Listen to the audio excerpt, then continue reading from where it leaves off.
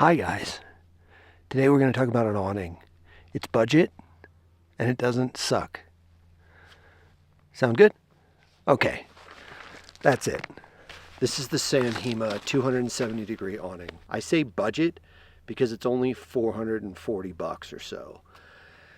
In the world of expensive overland gadgets, that's about as cost effective as you're going to get for a 270 degree awning. It covers 75 square feet.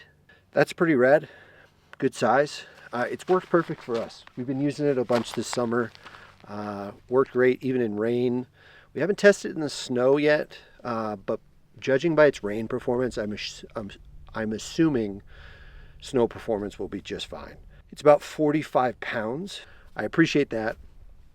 Full disclosure, San Hima sent us this awning at no cost so that we could test it, and I agreed, and I don't release bad reviews. So if it sucked, you wouldn't be watching this video. It is held up just fine. I think that there are probably more feature-rich options on the market. There are hard-sided awnings. There are awnings made of carbon fiber. There are awnings that have, very elaborate walls and stuff. This does have wall options that you can zip in, by the way.